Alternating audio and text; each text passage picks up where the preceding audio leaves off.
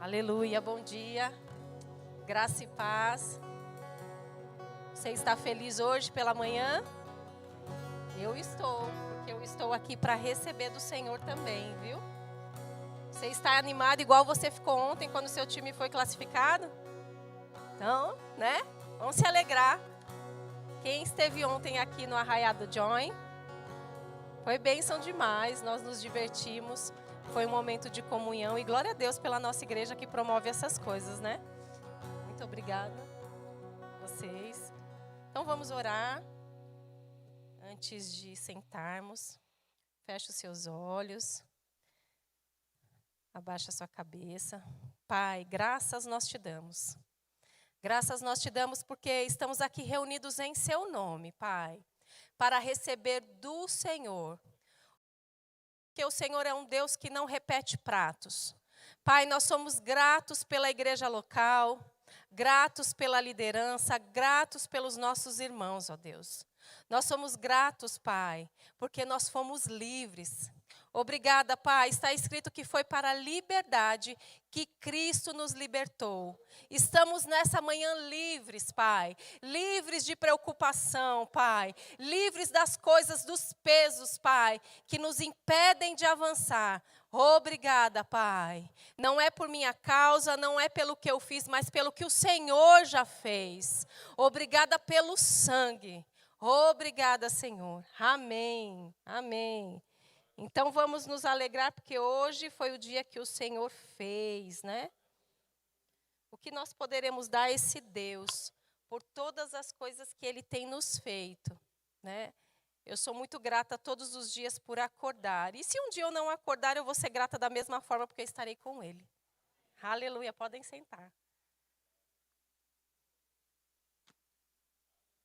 Eu queria começar com uma pergunta, mas você não precisa me responder em voz alta, certo?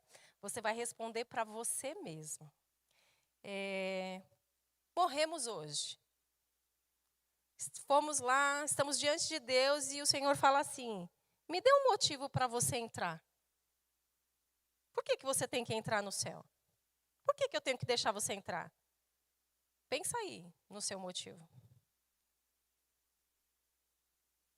Essa é uma pergunta de um livro do Rick Renner que chama-se Edifique Seu Fundamento.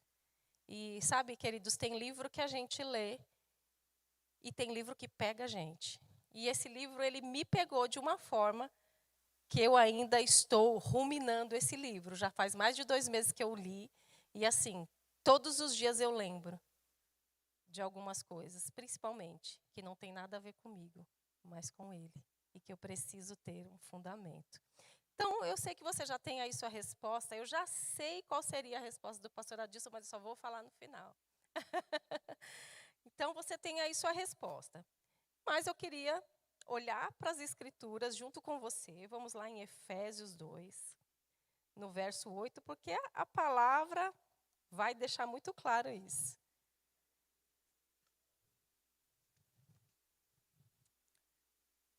Olha lá o que diz a palavra de Deus, em Efésios 2, no verso 8.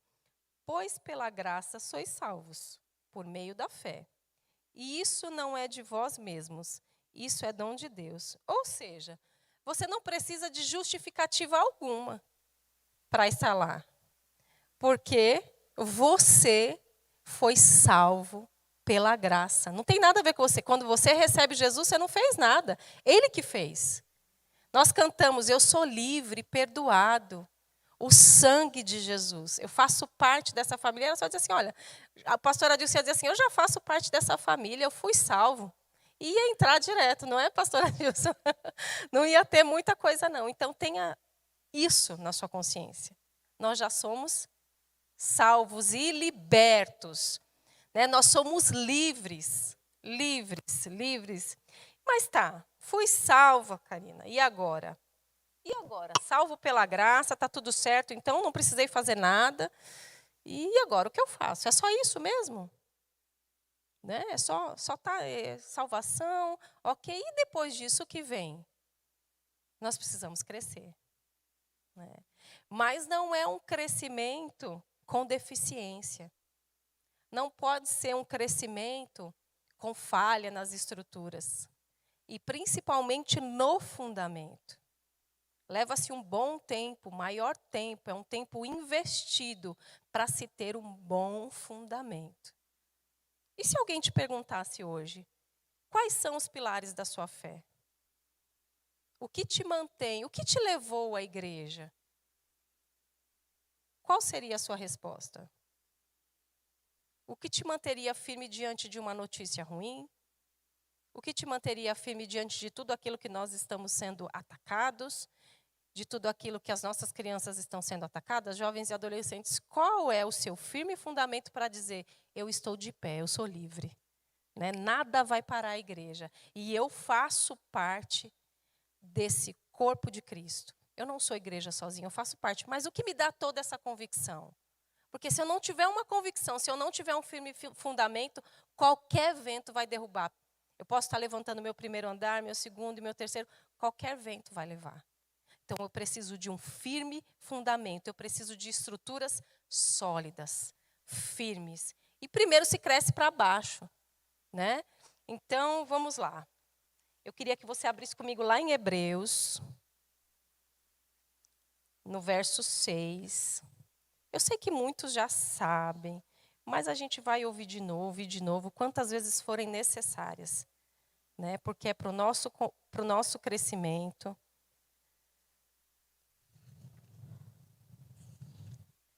E Deus é sempre bom.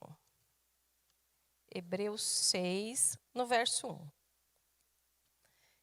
Pelo que, deixando os princípios da doutrina de Cristo, prossigamos até a perfeição, não lançando de novo o fundamento de arrependimento de obras mortas e de fé em Deus, doutrina sobre batismos e de imposição de mãos, e sobre ressurreição de mortos e sobre juízo. Opa, essa é a base da nossa doutrina, esse é o nosso fundamento.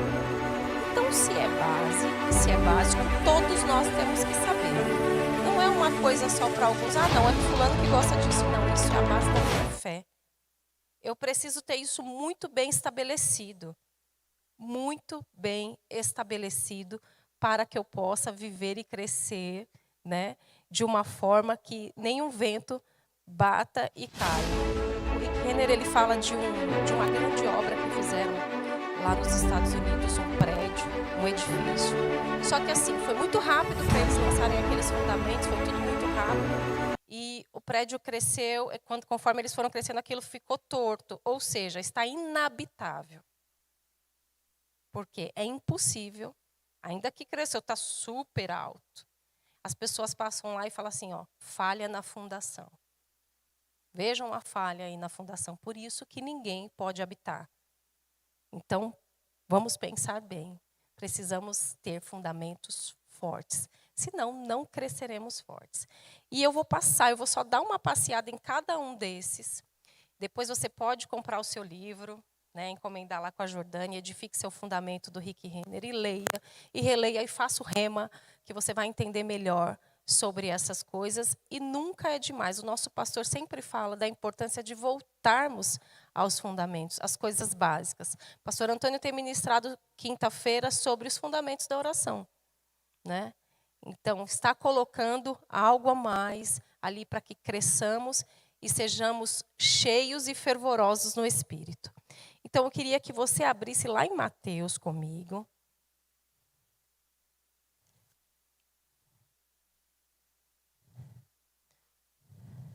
Nós vamos falar sobre arrependimento de obras mortas. Vamos falar juntos? Arrependimento. Poxa, arrependimento de obras mortas, nós já lembramos do quê? O que é arrependimento de obras mortas? É tudo aquilo que é contra Deus, né? Tudo aquilo que é pecaminoso, o pecado, aquela antiga natureza a qual não nos pertence mais, né? Nós já lançamos, nós já deixamos de lado, né? Nós já nos arrependemos. E arrependimento o que é? Arrependimento é mudar a rota, né? É uma mudança de pensamento, é uma mudança naquilo que antes praticávamos e que agora não nos cabe mais, né? Então vamos lá, em Mateus 3:2.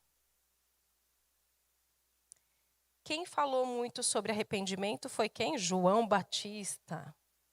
Então, eu trouxe aqui um verso, um texto, que ele diz exatamente, ó. E dizendo, arrependei-vos, porque o reino do céu tem se aproximado. É impossível eu me achegar, eu fazer parte dessa família. É impossível nascer de novo sem se arrepender. Mas aí o que eu falo? Perdoa os meus pecados, escreve meu nome no livro da vida. Então eu me arrependi.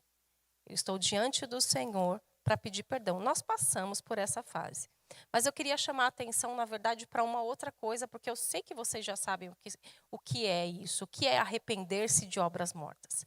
Vocês sabiam que a religiosidade também são obras mortas? Porque veja só, se você ficou aí pensando numa justificativa para poder entrar no céu,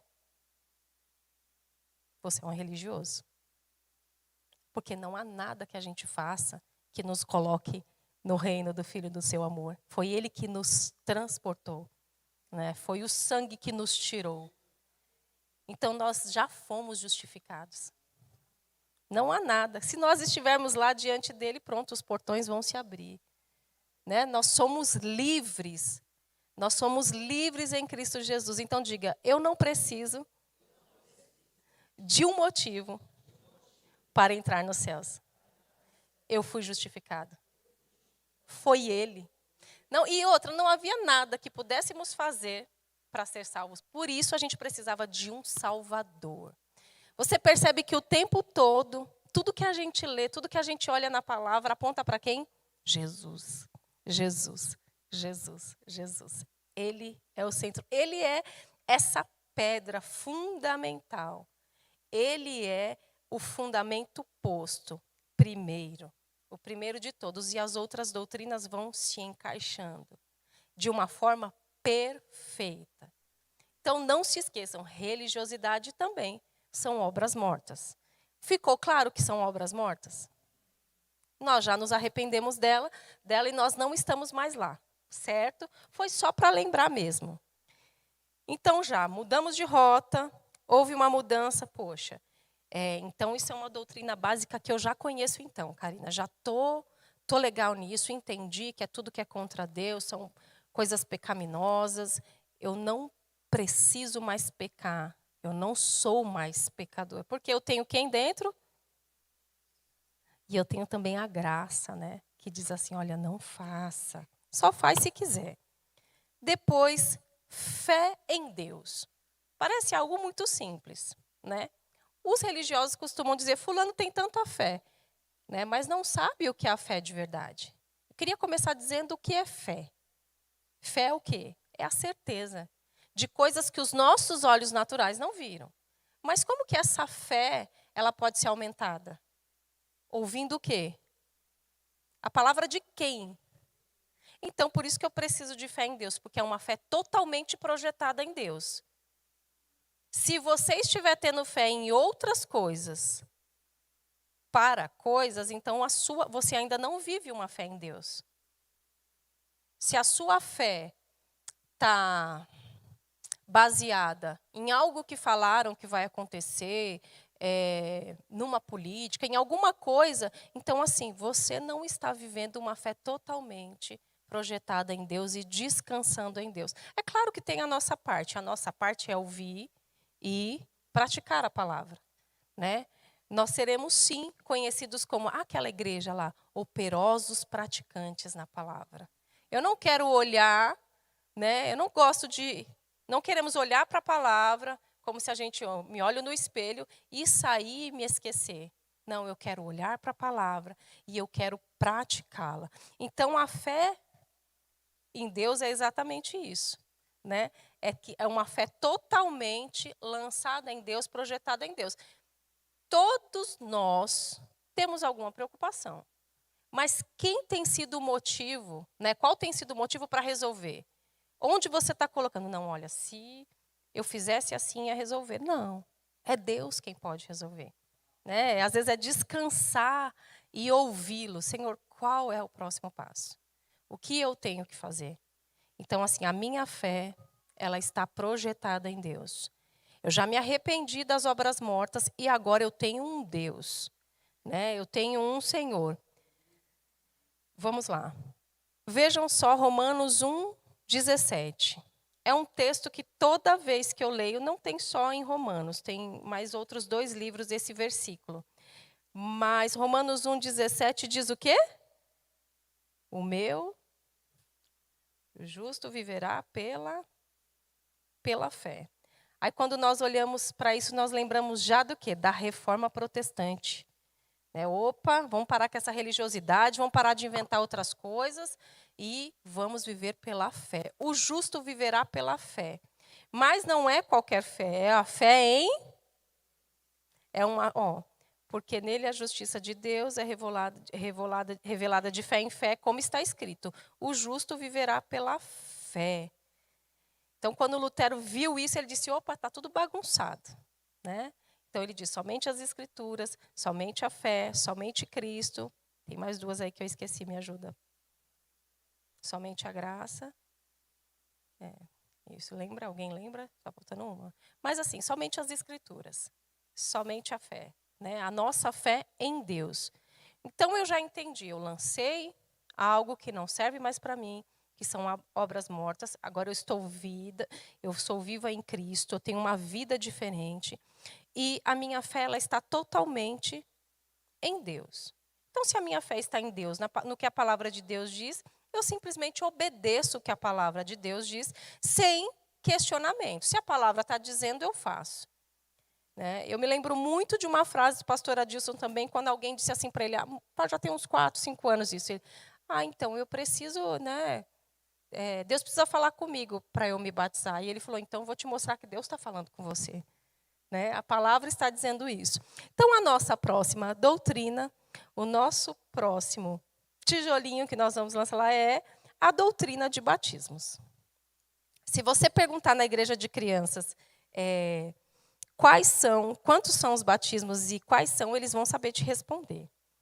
O primeiro batismo que acontece com a gente, ele vem pelo Espírito Santo e é no corpo de Cristo. E como que isso acontece?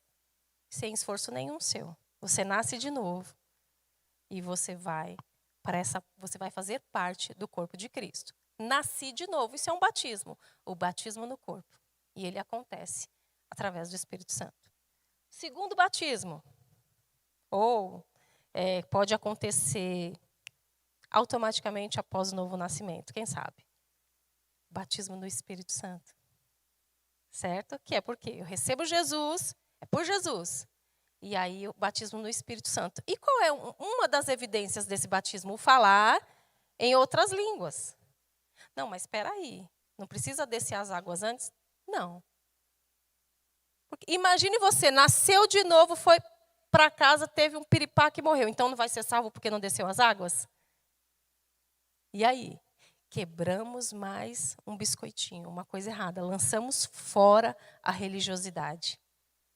A gente pega e joga fora mesmo e não discute, que é a palavra que está dizendo. É muito simples. Se é a palavra que está dizendo, pronto.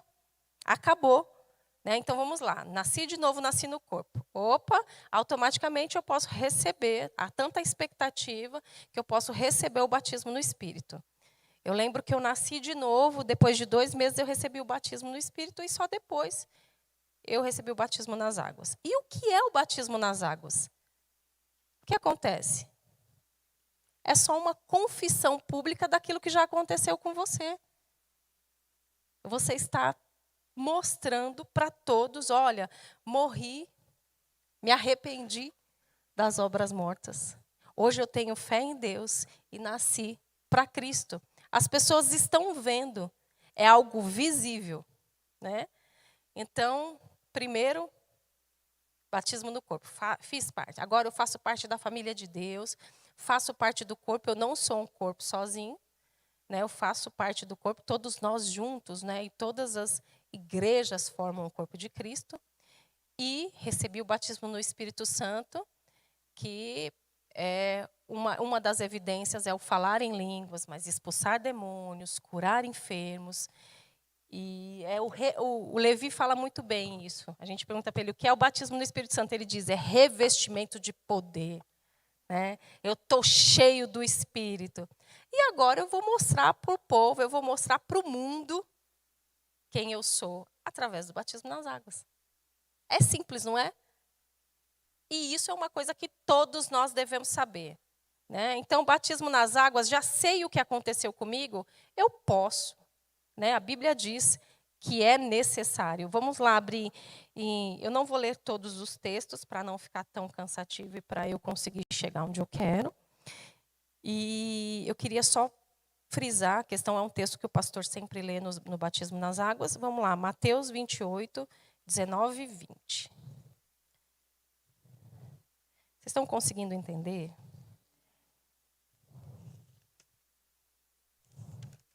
Então, hoje nós voltamos aos fundamentos. Hoje nós vamos deixar a nossa casa, o nosso edifício crescer firme. Eu lembro de um homem de Deus que ele teve uma experiência com Jesus. E ele disse que Jesus levou ele num edifício. E ali no térreo ele disse que tinha uma multidão e as pessoas se debatiam ali, né, de tanta gente que tinha. O primeiro andar estava mais ou menos, o segundo mais ou menos, e o terceiro já começou a esvaziar. Aí ele levou ele lá para a cobertura, não tinha ninguém. Jesus disse assim para ele: eu paguei o preço para que todos estivessem aqui, mas vocês ainda estão lá, se debatendo. Faltou o quê? Fundamento, estrutura, abrir mão de obras mortas, ter fé em Deus, né? Obediência à palavra, batismos. E agora, vamos lá, 28, 19 e 20. Portanto, ide, ensinai a todas as nações, batizando-as em nome do Pai, do Filho e do Espírito Santo. Vou ficar até aí. Só o 28 e 19. Então, assim, batismo nas águas. Tem água, vai, tem batismo. Né? Tivemos o último batismo. Quantas pessoas, pastor, se batizaram?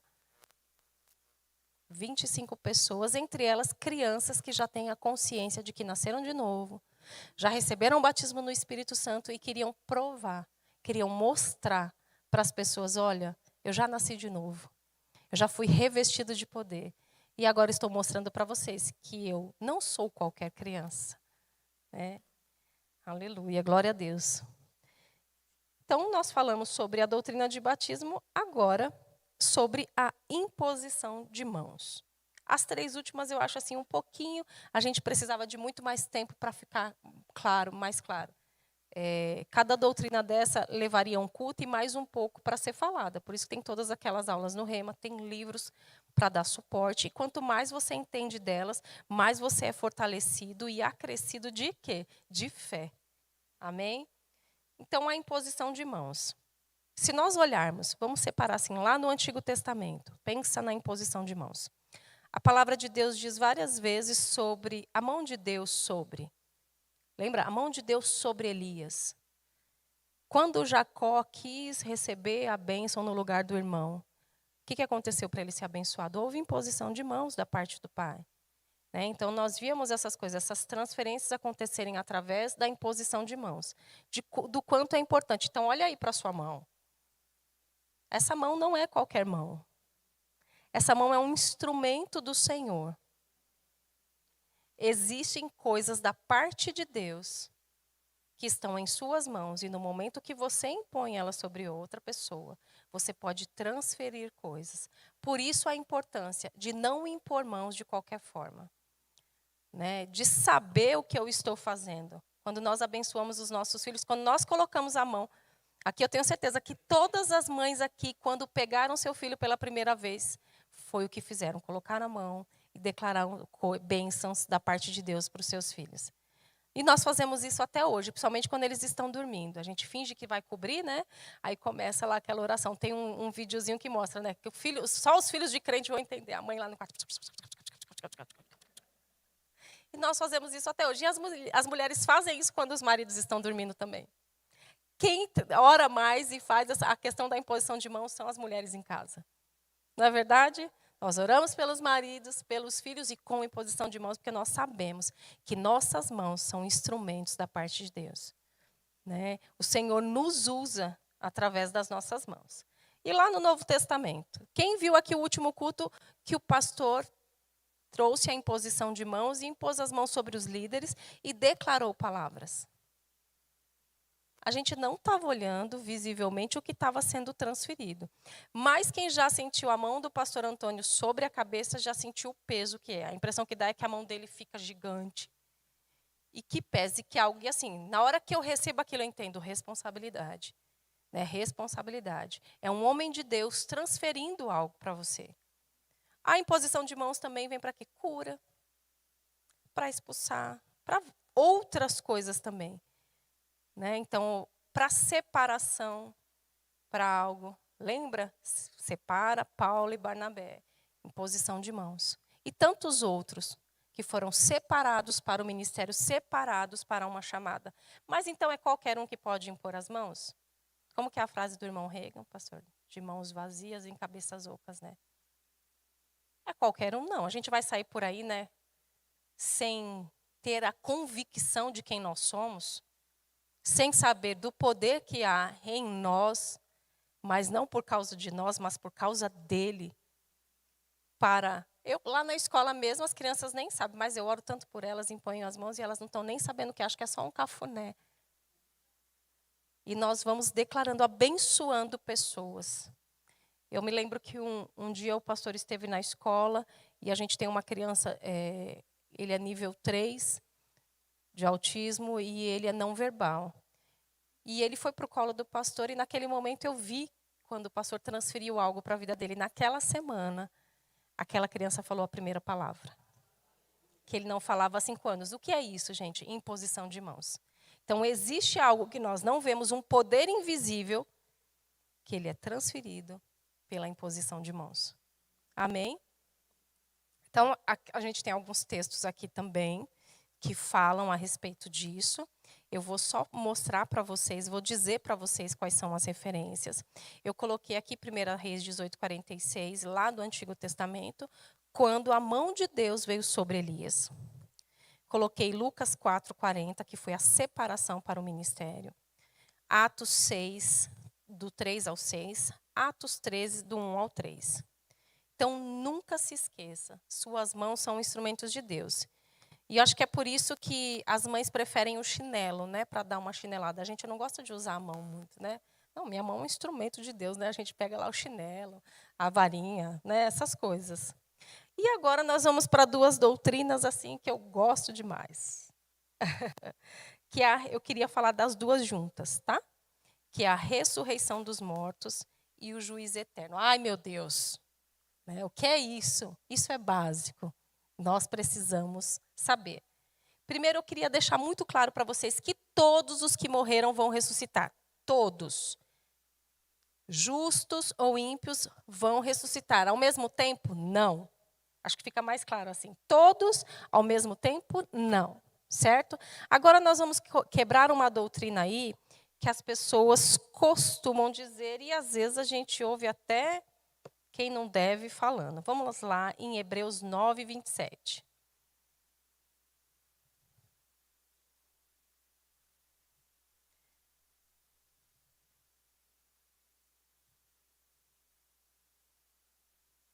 Deus é bom.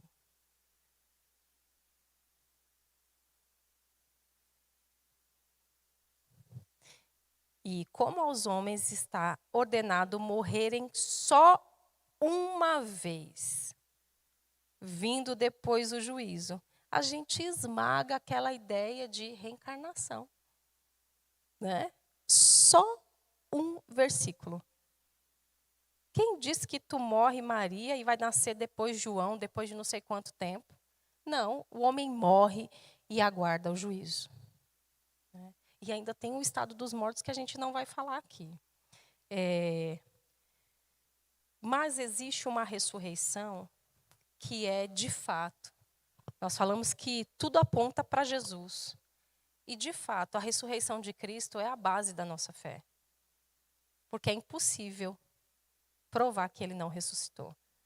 Então, nós cremos num Jesus que veio, sua primeira vinda, morreu numa cruz pelos nossos pecados, através dele nós fomos justificados. E aí o que aconteceu? No terceiro dia? ressuscitou. A Bíblia diz que ele é a primícia dentre os mortos. Ou seja, ele foi o primeiro a ressuscitar para a vida eterna. Porque nós temos outros exemplos de ressurreição. Mas ele foi o primeiro que ressuscitou, recebeu aquele corpo glorificado e vive para sempre. Você crê em um Deus vivo? Nosso Deus não está numa cruz. Ele está vivo. E vou te contar uma coisa, ele é o supervisor da igreja e ele não falta aos cultos. Então ele está aqui, ele sabe das nossas expectativas. E eu falei para ele hoje, a hora que eu estava vindo para cá, Senhor, eu sei que o Senhor já viu até o final desse culto, então tira essa dor de barriga, né? O Senhor é interessado que eu esteja bem para ministrar a sua palavra, então ajuda aí. Ou seja, ele já sabe da nossa expectativa. E como supervisor, ele passeia pelas igrejas, né? Olha que demais isso. Eu sirvo um Deus que é vivo. E todos os dias, em todo o tempo, ele está comigo. Mas quando eu estou no culto, ele está lá, passeando. Não é o que os meus olhos veem. Né? Não são os meus sentimentos, mas a certeza. Porque eu tenho fé em Deus, porque a palavra diz, eu sei que ele está aqui. Eu sei que ele está aqui vibrando com a gente, porque nós estamos falando de coisas básicas, que nós precisamos para crescer em fé e sermos fortalecidos. Então, Cristo foi a primícia entre os mortos, o primeiro a ressuscitar. E depois? Quem é a primeira ressurreição? A igreja. Não é? Lembra do que a Bíblia diz? Arrebatamento, trombeta. Quando a última trombeta tocar, os mortos em Cristo ressuscitarão primeiro. E nós, os que estiverem vivos, os que ficarem vivos, eu creio que somos a geração do arrebatamento, seremos arrebatados e encontraremos com o Senhor nos ares. Amém? Então, primeiro a igreja vai ressuscitar. Primeiro, a igreja ressuscita, certo? E aí, eu trouxe uma referência também, mas para ficar mais, o tempo está acabando, eu trouxe aqui 1 Coríntios 15, você pode ler tudo, porque fala de ordem de ressurreição, de como será a ressurreição. E a ressurreição da igreja, quando fala dessa última trombeta tocar, como vai acontecer, também está lá em 1 Tessalonicenses 4, do 14 ao 17. E aí, existe uma outra ressurreição dos justos, que é no final da tribulação. E eu quero abrir esse texto com vocês, lá em Apocalipse.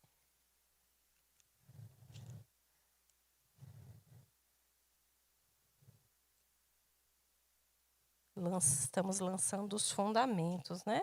Crescendo nas coisas do Senhor. Apocalipse 20, do 4 ao 5.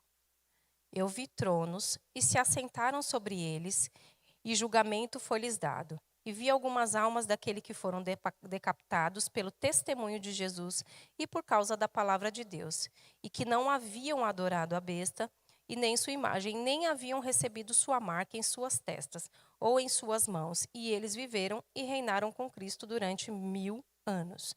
Então a Bíblia está falando dos mártires, que será a ressurreição dos mártires, daqueles que morreram e não negaram a sua fé, naquele período tribulacional.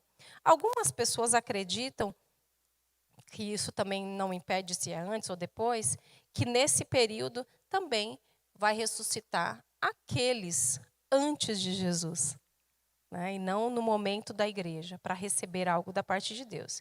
Então, esse também é conhecido como o trono de sua glória. Tá? Depois a gente vai falar um pouquinho mais sobre isso. Então, essas são as duas ressurreições para a vida eterna. Aí encerra essa parte da primeira ressurreição para a vida. Aí vem a ressurreição para a morte, que é o grande trono branco, lá, que os injustos irão ressuscitar. Poxa, mas até eles, assim como os justos receberão um corpo glorificado, semelhante ao de Cristo para a vida eterna, os injustos vão receber um corpo para sofrer eternamente. Um corpo imortal para sofrer, de acordo com aquilo que eles fizeram. também. Veja como Deus é justo. Então, eu posso ir lá e ler novamente essa ressurreição que está lá em Apocalipse 20, 12 e 15. Por que eu queria misturar a ressurreição e o juízo? Porque aqui nós falamos que todos vão ressuscitar. Primeiro, a igreja. A igreja ressuscitou, os que ficarem vivos vão ser arrebatados, nós vamos direto para o tribunal de Cristo. Ali, nós vamos prestar contas do que fizemos, mas não é para condenação, é para receber um galardão da parte de Deus. Você não vai estar diante de Deus para, ai meu Deus, vai passar lá no telão? Mentira. Você já foi justificado. Se você estiver lá, esquece. Você só vai prestar contas, certo? Ele só vai dizer assim, olha, servo bom e fiel, recebe aí. E assim será na primeira ressurreição dos justos. Ressuscitou, igreja arrebatada, eu vou direto para o tribunal de Cristo. Aí lá no final da tribulação, como nós falamos, vão ressuscitar os mártires da tribulação. E ali é o chamado o quê? O trono de sua glória. É onde também eles receberão galardão. Mas tem um detalhe. Só quem vai receber galardão no céu é a igreja. Né? E ficaremos 7 anos em festa com o Senhor lá. E lá no final, quem é que ressuscita? Os injustos, os ímpios, que é o grande trono branco. Vai se abrir o livro, vai se ler aquele livro e não vai ser achado o nome daquelas pessoas. E elas vão ser condenadas para o castigo eterno. Vão ser jogados com a besta, com o falso profeta. Mas espera aí. Você disse que Cristo ressuscitou primeiro. Cristo não recebeu o galardão. Vocês acreditam que ele recebeu? Da parte de Deus, um galardão, porque ele foi obediente, cumpriu aquilo que lhe foi pedido. Assim como nós. Nós vamos receber um galardão se a gente cumprir aquilo que nos foi pedido, e não se a gente quiser fazer aquilo que era para o outro fazer. E pelas motivações do nosso coração e tantas outras coisas. Gente, vejam, é uma doutrina básica e tão rica, tão cheia de detalhes. São as doutrinas que nos mantêm em pé, firmes. É a certeza de que essa vida passa. Essa vida passa porque eu já me arrependi, eu tenho fé em Deus, eu sigo, mas eu sei que um dia tudo isso vai passar. Eu estarei com Ele e ainda vou receber um presente da parte dEle, um salário, uma recompensa da parte dEle. E Jesus também recebeu uma recompensa. Vamos lá em Filipenses. Jesus também recebeu uma recompensa. Veja como a palavra é fiel. Filipenses 2, a partir do verso 5. Tende em vós aquele sentimento que houve também em Cristo Jesus, o qual, subsistindo em forma de Deus, não considerou o ser igual a Deus, coisa que se devia aferrar, mas esvaziou-se a si mesmo, tomando a forma de servo, tornando-se semelhante aos homens, e achando na forma de homem, humilhou-se a si mesmo, tornando-se obediente até a morte, e a morte de cruz. E aí o que Deus fez? Pelo que também Deus o exaltou soberanamente, lhe deu um nome que é sobre todo nome, para que ao nome de Jesus se dobre todo o joelho, dos que estão nos céus e na terra e debaixo da terra. E toda língua confesse que Jesus Cristo é o Senhor, para a glória de Deus Pai.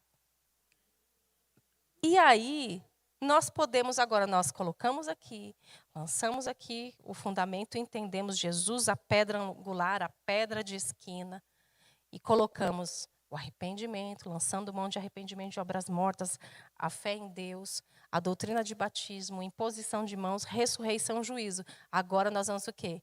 Eu fui justificado, e enquanto eu estiver aqui, existe uma autoridade que foi me dada no nome de Jesus. Então você pode ficar alegre. Nós temos autoridade no nome de Jesus. Autoridade para quê? Para expulsar demônios. Para curar enfermos. Lembra a imposição de mãos? Nós temos autoridade para mudar ambientes. Se o que eu falar estiver em linha com isso aqui, é impossível não acontecer. Então, por que você está preocupado mesmo? Nós temos autoridade no nome de Jesus.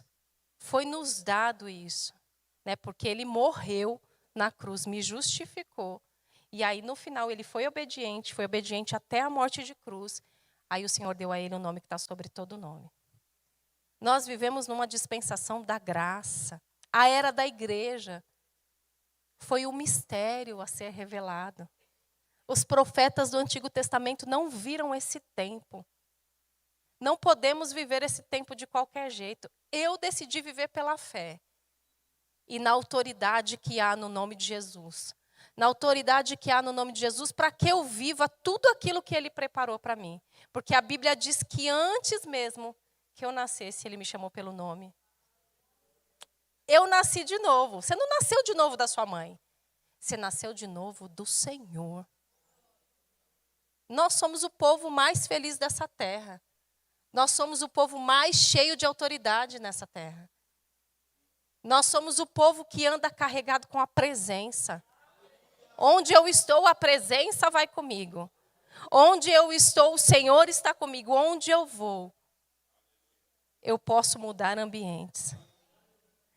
Eu posso orar por pessoas. E isso independe de se essa pessoa está perto ou não. Essa pessoa pode estar muito distante. Mas eu tenho autoridade. E o que eu queria falar para vocês hoje é exatamente isso. Como eu poderia construir, falar dessa autoridade que nós temos no nome de Jesus, sem falar quem é Ele. Sem falar que Ele é a pedra fundamental. Sem falar das bases, dos pilares da nossa fé. Então não parem por aqui. Nós vamos ser uma igreja cheia da palavra. Nós seremos reconhecidos como casa de oração, igreja cheia da palavra. Não somos enganados por esses vídeos de internet, porque muitas vezes tem gente assim, você viu aquele vídeo? Não, eu não vi. Por que eu não vi? Porque no começo eu já percebi, não tem nada a ver com a palavra, não vou me alimentar disso. Quando nós conhecemos o verdadeiro, é muito rápido. O falso, só de olhar, a gente já sabe o que é. E eu falo todos os dias, Senhor, não me deixe ser enganada por doutrinas falsas, por coisas que estão tentando imputar nas pessoas, de falar, não, mas isso é errado. Não, não é, a palavra diz. É a palavra que me diz. Mas assim, a doutrina básica, ela te mostra antes, o durante e o depois. Né? Você sabe do seu final? Está aqui, nós já sabemos. E vai ficar tudo bem. Mas enquanto nós estamos aqui, nós temos autoridade para abrir a despensa da nossa casa e dizer, haja em nome de Jesus. Para aquele processo lá e dizer, em nome de Jesus, o juiz vai ler. Em nome de Jesus, eu serei, né, promovido. No nome de Jesus, eu serei percebido. Né? E não tem a ver com a gente mesmo, tem a ver com Jesus. Nós fomos a uma excursão da escola e a coordenadora do local me chamou para dizer assim, olha, há muitos anos eu não via professores como os da sua escola, amorosos, participativos. A maioria vem aqui e deixa na mão dos monitores. Vocês têm alguma coisa diferente. Aí eu falei para ela, a gente tem. Jesus. Aí ela falou, eu sabia. Eu sabia. Então não precisei chegar lá e falar assim, olha, nós somos uma escola cristã, porque não. Ela percebeu Jesus entre nós. Ela viu que Jesus estava ali, dando graça, suporte. E assim, amar como Ele amou. Né?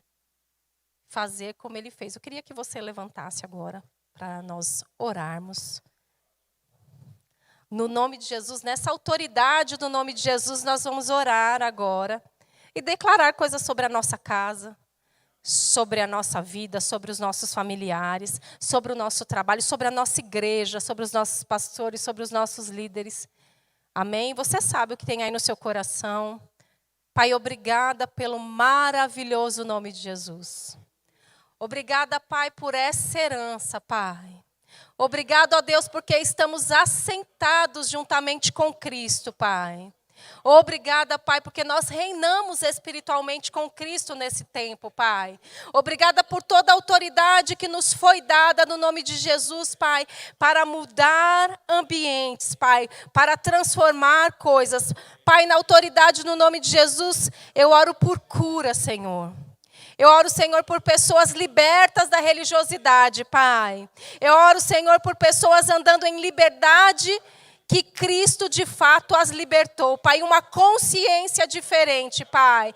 Pai, no nome de Jesus, Pai, eu oro por famílias fortes, ó Deus. Eu oro em nome de Jesus por cada família aqui representada, Pai. Famílias cheias do Espírito, Pai. Famílias transformadas, restituídas, Pai. Eu oro, Senhor, por famílias vivendo, Pai, de forma com que o Senhor as chamou para ser, Pai. Obrigada, Senhor, por pais e mães que abençoam seus filhos, Pai. Obrigada, Senhor, por bênçãos que vão de geração em geração por causa da autoridade no nome de Jesus. Obrigada, Senhor, por uma igreja cheia da palavra, Pai. Obrigada, Senhor, por uma igreja andando como os bereanos, Pai. Olhando para a palavra, olhando para o Senhor, por uma igreja obediente que cumprirá o seu propósito nessa terra, Pai. Pai, graças eu te dou pela igreja local. Obrigada, Senhor, por essa família que o Senhor me deu, Pai. E na autoridade do nome de Jesus, eu oro para que ela cumpra o propósito, Pai. Obrigada, Pai, porque nós estamos debaixo de uma unção desbravadora, Pai, que irá desbravar a Zona Sul no nome de Jesus.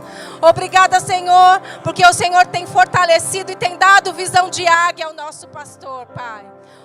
Obrigada, Pai. E nós iremos crescer, Pai, para dar todo o suporte necessário a Ele, Pai. No nome santo de Jesus. Obrigada, Pai. Obrigada, Senhor. Obrigada, Pai. Obrigada, queridos. Deus abençoe.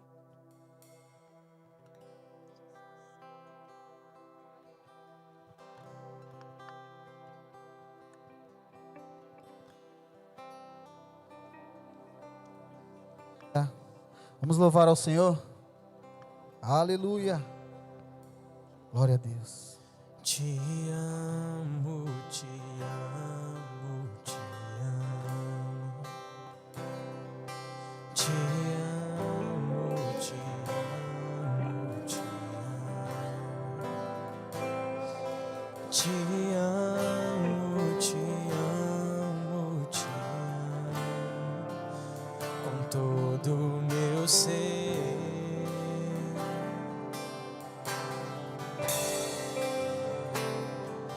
Te amo, te amo, te amo. Te amo, te amo, te amo. Te amo, te amo, te amo. Com todo o meu ser.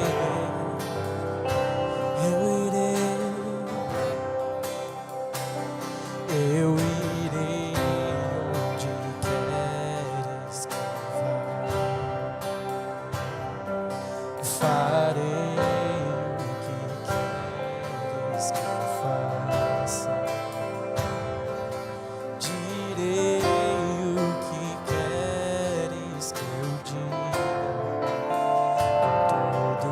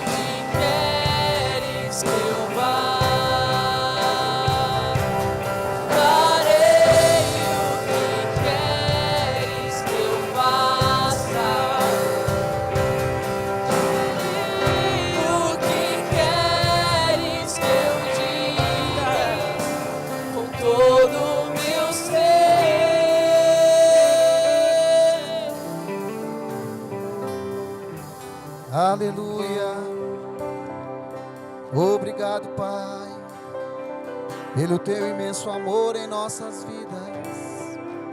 Obrigado, Pai, por tudo que fez naquela cruz. Obrigado, Pai. Obrigado, Senhor Jesus. Aquela morte de cruz não foi em vão. Nós não podemos ficar só com aquela morte. Nós temos que avançar e crescer diante de tudo que Ele deixou para nós. Obrigado, Senhor. Obrigado por esta palavra que hoje caiu como uma boa semente em nossos corações. E vamos fazer ela crescer diante de tudo que nós escutamos hoje, Pai. Algo que precisamos escutar, escutar e escutar sempre, para que não podemos perder isso no nosso coração. Obrigado, Pai. Obrigado, Pai. Te amo, te amo, te amo. Eu te amo. Te amo. Diga com força, você ama Ele. Te amo, te amo, te amo. Com todo o meu ser. Te amo, Senhor. Te amo, te amo, te amo. Te amo, te amo, te amo, te amo.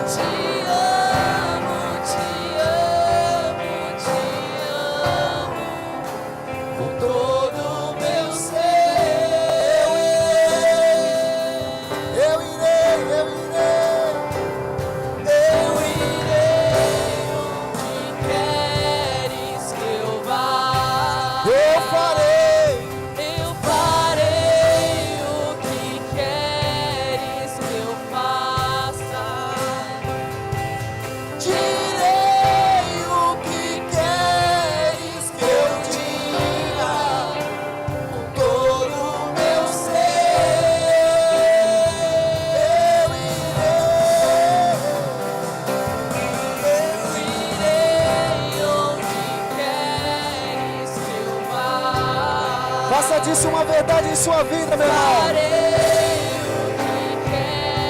Faça disso uma verdade em sua vida. Direi o que queres que eu diga com todo o meu ser. Aleluia. Aleluia. Aleluia. Glória a Deus. Glória a Deus. Deixa eu voltar aqui para o cronograma, senão... Aleluia. Não, o pastor vai me pegar depois. Glória a Deus. Deus é bom demais. Se a gente pudesse ficar a manhã toda adorando ao Senhor, que coisa boa. Depois de escutar uma palavra dessa, meu Deus. Realmente temos que estar firmes, fundamentados e avançar e crescer, meu irmão. Você é importante. Diga para o seu irmão que está do lado aí, você é importante. Diga de novo, você é importante. Isso. Saiba disso, meu irmão, você é importante. Deus foi tão... Você percebe hoje, diante dessa ministração, você consegue perceber como Deus foi organizado? Você consegue perceber isso? Como Ele foi organizado, tudo que Ele fez, tudo que Ele deixou, cada passo que Karina ministrou aqui hoje. Isso não foi à toa. É para mim e para você. Diga de novo ao seu irmão, você é importante. Somos igreja e temos tanto a fazer, tanto a fazer. Deixa essas picuinhas, essas coisas tão pequenas de lado e avance. Avance. Deus quer usar você, meu irmão. Deus quer usar você. Deus quer usar você. Aleluia. E diante desse momento tão precioso, não poderia deixar de fazer esse convite. Se há alguém aqui no nosso meio que ainda não pode desfrutar de tudo que Deus já planejou para você, antes mesmo de você nascer. Basta você dizer um sim hoje para Ele. Basta você dizer um sim para Ele hoje. Se você quer aceitar Jesus como seu Senhor e Salvador, eis a oportunidade, diante de tudo que foi ministrado. Pode vir, meu irmão. Não resista. Pode vir. Se você escutou e seu coração está palpitando, venha. Venha aceitar esse Jesus tão lindo e maravilhoso. Se você andou afastado dos caminhos dele, hoje também é amanhã para isso. Ele está te chamando. Amém? Essa é uma oportunidade tão preciosa. Diante de todos os fundamentos que foi lançado hoje aqui. Agarra isso com firmeza no seu coração. Se alguém aqui também não foi batizado, conforme a Karina falou, em línguas ainda, e a evidência é a oração em línguas, então você tem a oportunidade também, nosso casal está ali para poder fazer isso por você. Mas há tempo ainda. Se você quer vir aceitar Jesus, se alguém está do lado, quer trazer um amigo, alguma coisa assim, fique à vontade. Estamos aqui. Esse é o momento. Nós cremos que Deus tem grandes coisas para fazer. Você é importante para Cristo. Você é importante. Tudo que Deus fez. E isso não pode se limitar só a esse momento, tá? Se você quiser fazer isso, o casal está à disposição após o culto também, tá? Você está com as suas pernas travadas aí, de repente não está querendo vir aqui à frente, fique tranquilo. Você pode fazer isso depois também, se você quiser, tá bom? Amém? Pode se assentar, meu irmão. Eu queria reforçar aqui nosso culto de hoje à tarde, às 18 horas. Vamos receber uma palavra poderosa mesmo. Se você já recebeu um alimento hoje pela manhã, venha também ao culto da tarde receber mais uma porção. Como Karina falou, Deus não repete os pratos. Deus tem algo novo para você à tarde e vai ser extraordinário, eu creio nisso. Estarei aqui, em nome de Jesus. E também vamos ter também na quinta-feira a continuação dessa palavra que o pastor está ministrando, fundamentos da oração. Está sendo maravilhoso. Como está me edificando. E espero que edifique você também. Fundamentos da oração. É importante demais isso.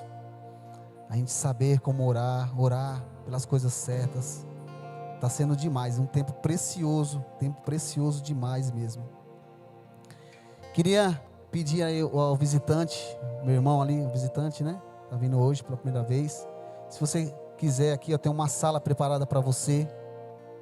Aqui para você conhecer mais sobre a visão da igreja, tudo mais. Se alguém puder direcionar ele até lá, amém? E também vamos ter semana que vem o culto também normal. Os GCs estão voltando. Aqueles que quiserem colocar a sua casa à disposição, procure Rafael. Amém? E é isso, pastor. Tem mais alguma coisa? Mais alguma coisa a acrescentar? Amém. Então, irmãos, se coloque de pé.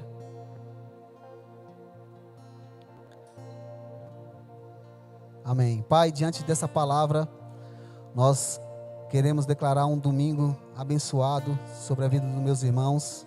Que eles possam ir para casa em segurança, em paz. E aqueles que desejam retornar, estaremos aqui juntos a partir das 18 horas. Bom em paz, meus irmãos. Aproveitem o domingo, um domingo abençoado em nome de Jesus. Amém.